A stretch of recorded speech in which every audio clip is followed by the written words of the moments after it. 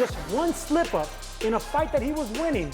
He knocked down Povetkin twice in the fourth round, only to get knocked out by one punch that he didn't see coming. That's the beauty of boxing, man.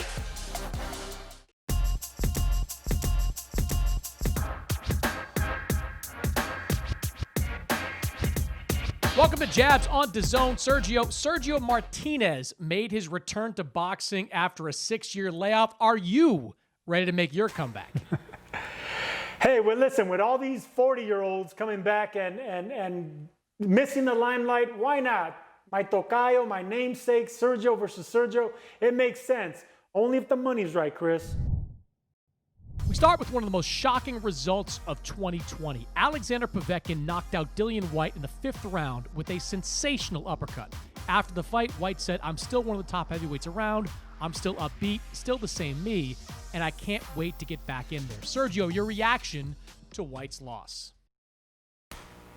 Shocked. I was stunned. I didn't think it was going to happen. I mean, this is something that it was lined up for him. He was one fight away from the heavyweight championship of the world and the winner of Fury and Joshua. But that's boxing for you. Boxing is not only a sweet science inside the ring, but it's also a sweet science with matchmaking as well.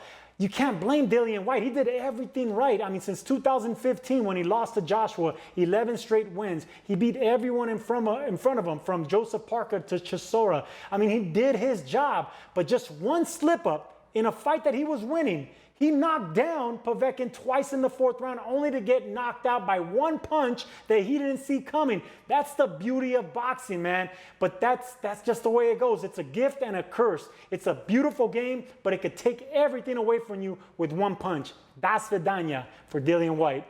You'd think we'd learned our lesson about counting out heavy-handed heavyweights at the end of their careers, but Alexander Povetkin proved that at 40, almost 41 years old, that power is still there. And I think we all kind of got a little bit too wrapped up with what looked like a lackluster performance against Michael Hunter in his last time out. Michael Hunter is an extremely tricky fighter to catch. He moves a lot. He's slick. He's a very good boxer. And, you know, Povetkin had some problems with that. Dillian Whyte is a completely different fighter. He's more stationary.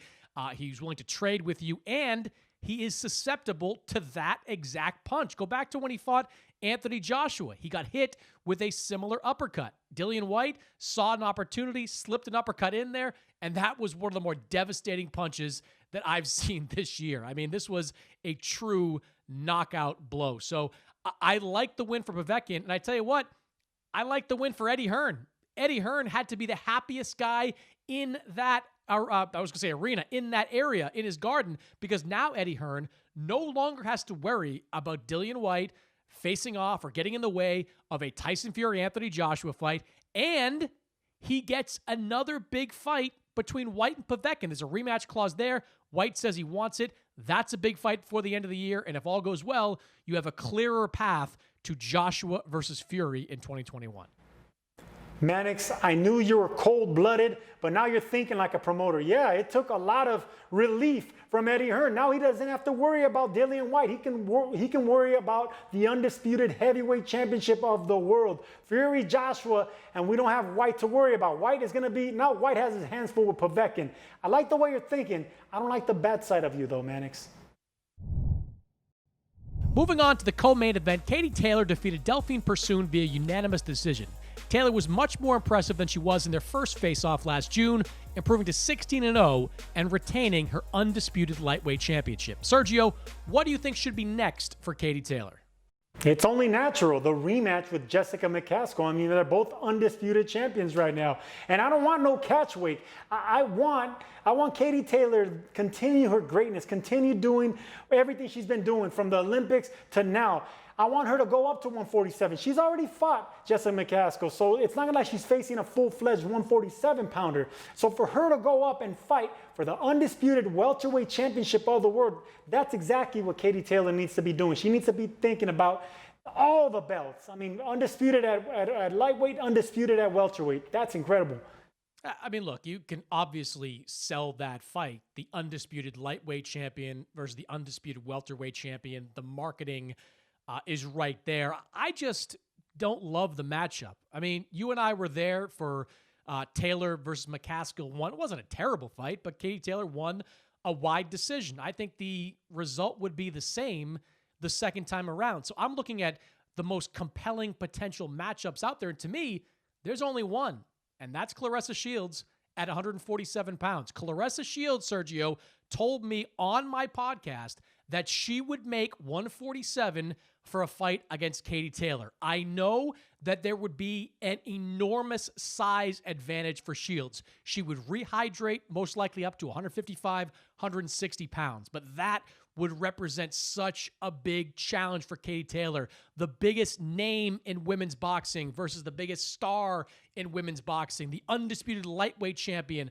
the 3-division champion in Claressa Shields, 2 of the most decorated Olympic boxers ever. That matchup, Sergio, is one I want more than any other in women's boxing. In the question prior to this, you're thinking like a promoter. Now you're not thinking like a fighter, because that's way too much weight for a lightweight, a natural lightweight in Katie Taylor to be fighting a natural middleweight. But, you know, Shields will be losing some strength, some size if she can squeeze down to 147. I love the idea, Mannix, as a promoter, but as a fighter, nah, man, that's way too big for her. Let her fight McCaskill, win those belts. I mean, she's going to be undisputed in 2 weight classes if she can beat McCaskill. Then maybe after that, let her grow a little bit more. Let that fight marinate a little bit more. Let people salivate over it. That's thinking like a promoter. That's thinking like a fighter. That's the way to do it.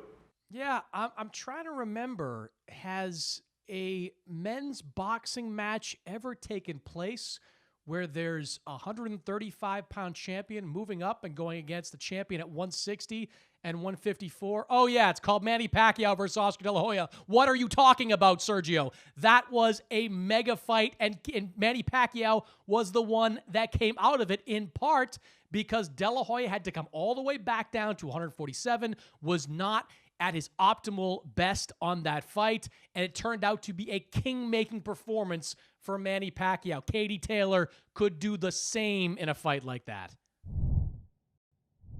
And finally, speaking of De La Hoya, it looks like the former boxing legend is moving closer to making a comeback. De La Hoya told ESPN the rumors are true, and I'm going to start sparring in the next few weeks. Oscar turned 47 earlier this year and last got into the ring in 2008. So, Sergio, are you still buying Oscar De La Hoya's return to boxing? Sadly, yes. Yes, I am. With all these greats making a comeback, from Tyson to Jones, Sergio Martinez, you mentioned last week, and now Holyfield saying he's making a comeback. Legends die hard, man. I remember having a private conversation with Sugar Ray Leonard one time, and I told him, Ray, why did you keep coming back after all the great things you did, all the money, all your accomplishments? He says, I miss the action. I miss the lights, the roar of the crowd. I don't know if you watched the movie Gladiator, but Proximo in the movie Gladiator told Russell Crowe, wait till you hear the Coliseum, the roar of the crowd. It just rises and rises. That's what fighters miss, and they can't duplicate it. They can't get it with alcohol. They can't get it with chasing women. They can't get it with gambling. Every other vice they can think of outside the ring. They can't find the same feeling. It's only inside that ring, under them lights, that you get the thrill of being alive. But at 47, just way too dangerous. Yeah, look, I'm not buying it, because he's still got to go through the process of sparring for the first time seriously in 12 years. And I don't think that's going to go all that well for him. I think he's going to realize that his reflexes are a lot slower than they used to be. His punch, ability to take a punch is not as strong as it used to be. And he's going to back away from it. I just don't think he's going to follow through with it. Besides, the idea of him not only coming back, but fighting a top-tier guy is insane.